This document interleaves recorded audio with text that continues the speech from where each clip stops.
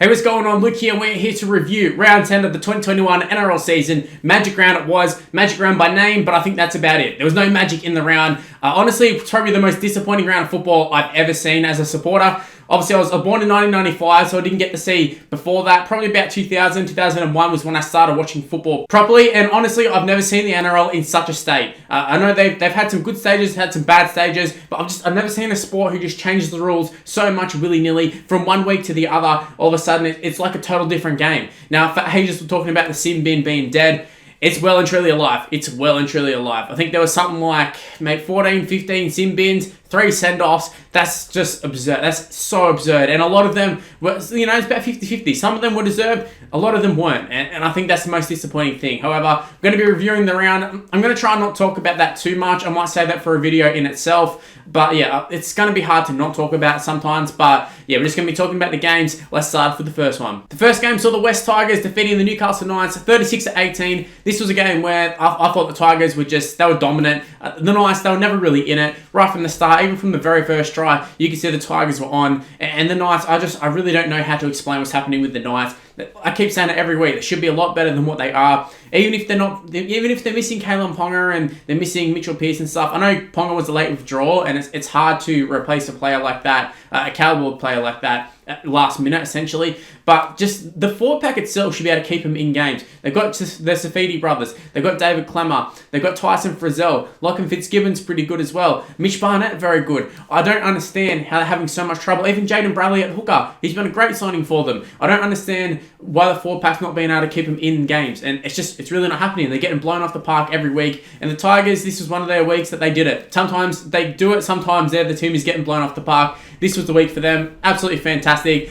In the lead up to the game, a lot of talk about Adam Dewey in the centres, Moses Mbai in the halves. Look, I think just the fact the Tigers were on, I think still the best thing for them is to have Adam Dewey in the 5'8" position. I think he's a better player than Moses Mbai. But at the same time, they just played so good as a team. I think they're able to master that. But yeah, 36-18, it was a very fitting scoreline because end of the day, Tigers, their defense isn't going to be, the best, but they were definitely good enough to win this game. Well and truly good enough. And going forward for both of these sides, I'm not sure if this is I don't know if this is really going to say much in terms of going forward. We know the Knights can be better than this. I don't know if the Tigers can be much better than what they just played there, so I don't really know what that says about them, but look, it was a great performance from the Tigers. I will just touch on it as this was the first game of the round. This was the first sort of indication that the sin binnings was going to get out of hand. 4 sin binnings in the game, and some of them were right at the end. Obviously, a lot of the sin binnings happened in the last couple of minutes of players holding on and stuff. Things that I think should be a sin bin, but yeah, a lot of them are. And for me, this game, it set the precedence for the rest of the games, because if they're going to come out and be so harsh in this game, they've got to follow it up for the rest of the round. So once they sent off 4 or sin bin 4 players, they had to keep doing it throughout the rest of the round. So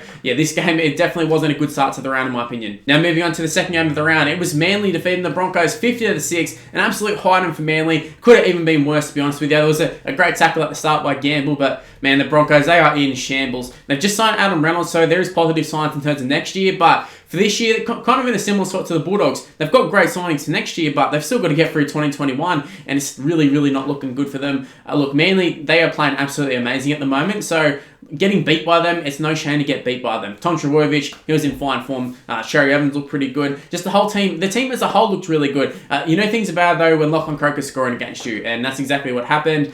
The Broncos, they just, just dumb things. Talking about all the sin binnings and stuff, but some of their sin binnings were actual dumb ones. Like the Jordan Ricky one, I don't know, why would you use your head? Just stupid things like that. It's really costing the Broncos, and it's costing them big. And obviously, I don't think it would have affected the game by any means, but just little things like that. It goes from having a close game to having a blowout. And that's exactly what this game was. Definitely a blowout. In fact, I think like 6 of the 8 games, something like that, were total demolition jobs. So, yeah, for Manly, fantastic stuff. Look, you can look at the scoreline, you can get a great representation of the game. But yeah, I don't really need to delve into this game too much more. I mean, like I said, the scoreline says it all. Now moving on to the third game of the round, it was my Bulldogs losing to the Canberra Raiders. Yet again, another loss for the Bulldogs. 20-18. I think the scoreline, it sort of doesn't reflect the game in my opinion. Now obviously the Bulldogs had the lead. They should have won this game. They really should have won this game. And it was so hard for me to not come on here and sit in front of the camera and just rant about the Bulldogs. They lost the unlosable game. They had the lead. Josh Rapali gets sent off. Jack Whiten's in the sin bin. They're up against 11. They couldn't take advantage of that. Then when they're up against 12, so they still had a one-man advantage.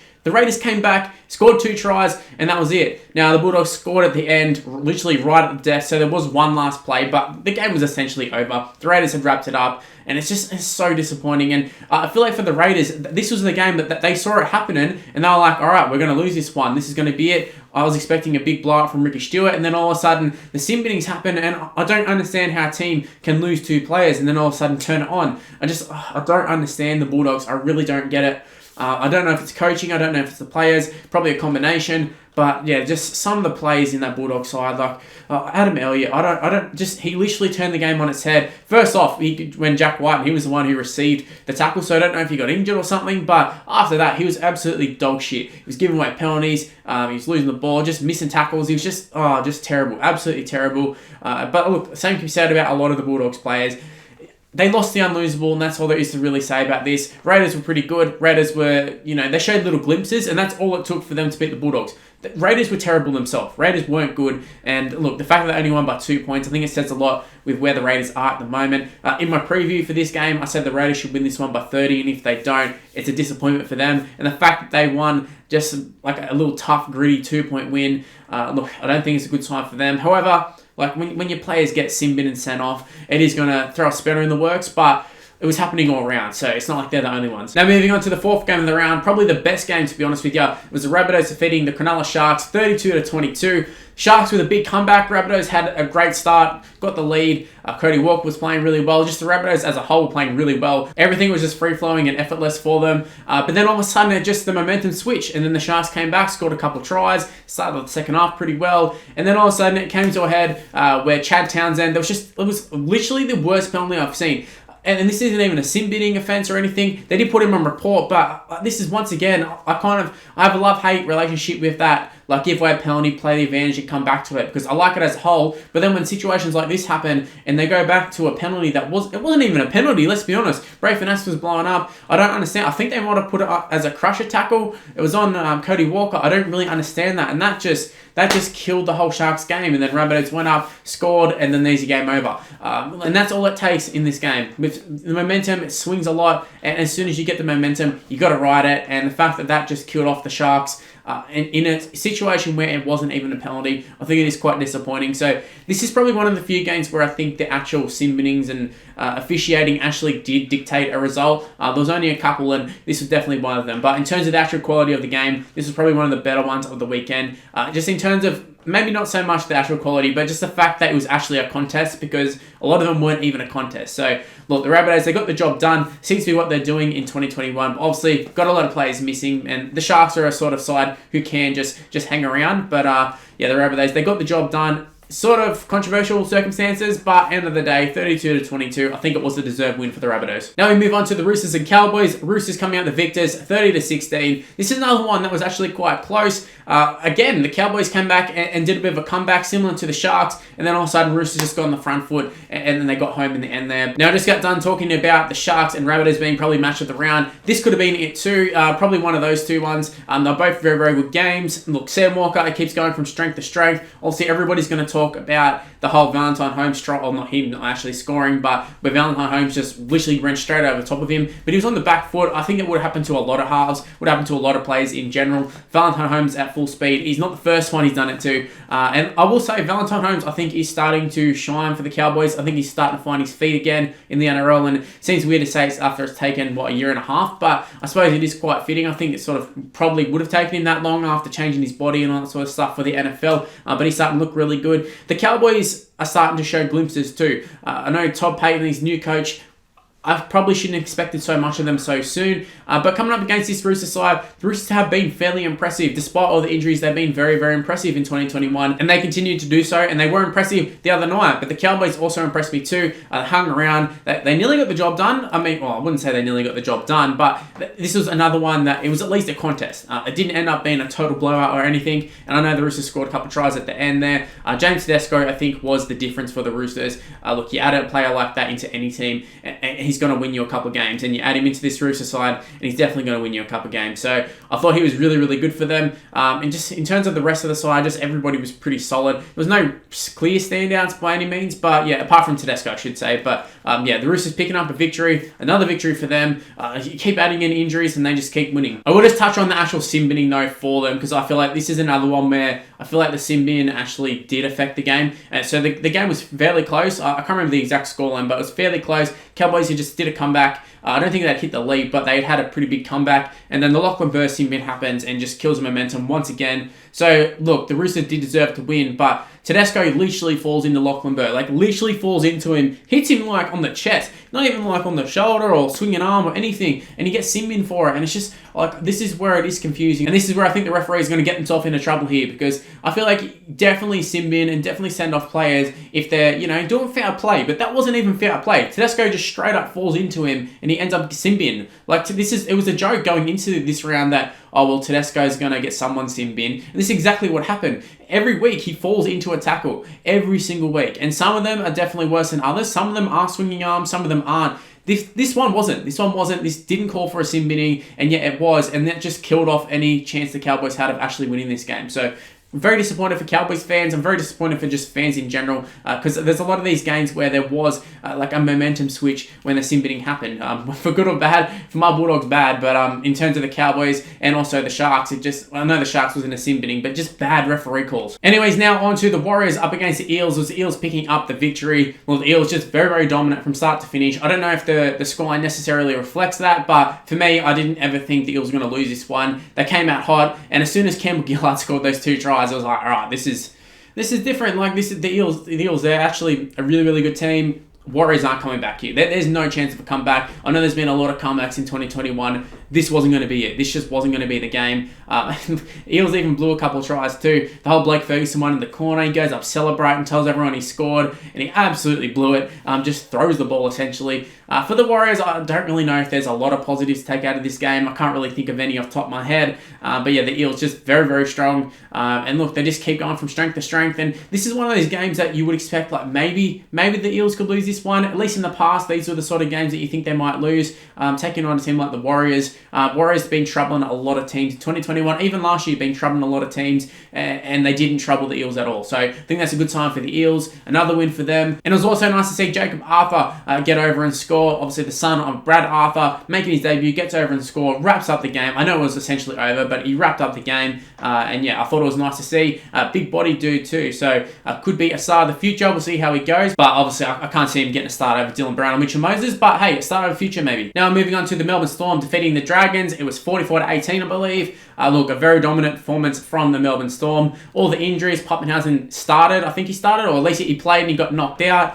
So obviously he went off, but they had Nico Hines there. A little bit of a reshuffle there, but look, just business as usual for the Storm, despite all the injuries. It was just an easy win for them in the end, but I suppose it helps when the sin binnings and send-offs happen, because Dragons had a player sent off, or the sin binnings as well. But I thought that the Dragons didn't actually play bad, and I thought there were definitely glimpses for them, and I think they have a lot of potential in this side. It's just a matter of they came up against a red-hot Storm team, and I think the Storm would have beat most teams this one. So I think you chuck the Dragons up against a lot of other sides, and they would have won that game. They actually weren't playing too bad. I think there's a lot of frustration for the Dragons.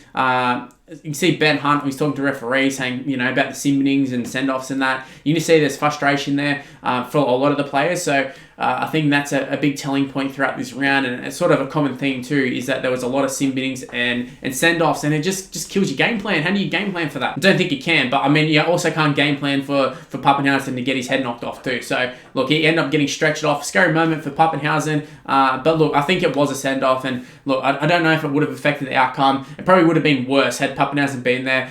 Phil Mano, he's a decent player, but Pappenhausen is a hell of a player, and if he's on the park, maybe the Storm put 50 or 60 on him, I don't know, but Melbourne Storm, very classy outfit. No matter who plays for them, they can chuck in third, fourth stringers, and they end up playing like champions. So this Storm team, they just keep rolling, they just keep winning. They keep adding in all these bloody third, fourth rate players who probably wouldn't even make a squad in another side, and they come in here and they end up absolutely killing it. So just typical Storm, isn't it? And look, typical Dragons as well, to play half decent and still not get the win. But yeah, look, another win for the Storm. Now moving on to the last game of the round, it was the Penrith Panthers defeating the Gold Coast Titans. I believe it was 48-12. An absolute stand-up performance by Nathan Cleary. I mean, it's hard to say a stand-up performance when a team scores 48 points, but he scored a hat-trick, so he definitely got to be man of the match. He does all the goal kicking, he sets up all the tries. Absolutely fantastic performance. And every time he plays, I just look at Nathan Cleary and I'm like, yep, he could be the best player in the world. I think you can actually make a legitimate case that he's the best player in the NRL currently. I know there was a lot of talk last year that he should have won the Dally M. I thought he should have.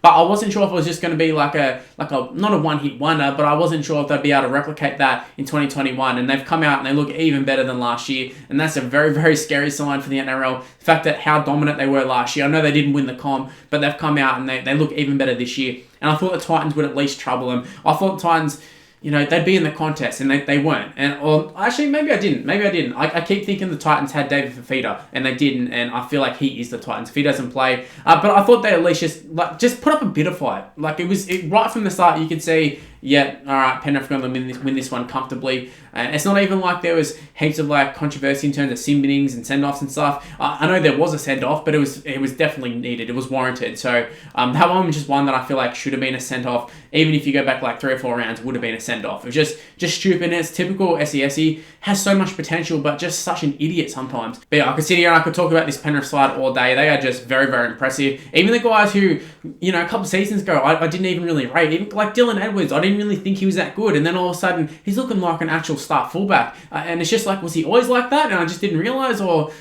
is he actually developed? Or is he just benefiting from being in a great side? I don't really know, but the Penrith, they're just rolling. I've said it a couple of times throughout, I think I said about the Eels, Melbourne, and now Penrith, but they're just on a roll at the moment. And I think it's quite easy to see that they're going to be the teams to beat at the end of the season. But Penrith, they're just even on another level to those other ones. I can't see anyone beating them this year. Anyways, those are my thoughts on round 10, Magic Round. It wasn't a great round of football, a lot of blowouts, but I'd love to hear what are your thoughts in the comment section below. I think there's going to be plenty of stuff to talk about. Let me know what are your thoughts of this whole sim binning send-off situation we've got in the NRL currently. Also, just in terms of the results over the weekend. So let me know in the comment section below. If you did happen to enjoy this video, make sure you go ahead and leave a like and subscribe to the channel if you're new around here. Turn on the notification bell as well. It's super important in terms of you actually seeing the videos. We know the sub boxes, they're not that great, so go ahead, use the notification bell. Also, give me a follow on social media. It's on the screen right now. It's Mr. Luke and YT for the most part. It's just Mr. Luke for Facebook, but everything else is Mr. Luke and YT. Just go ahead and give me a follow on that. Give me a like, do all that sort of stuff. And stay tuned for more content on the channel. Plenty of stuff to talk about. I did a Magic Round challenge. Go check out that video. Still got to finish it actually, but I think I might even do a video in terms of the referee situation too. So stay tuned for more content on the channel, and I'll see you in the next video. See yous.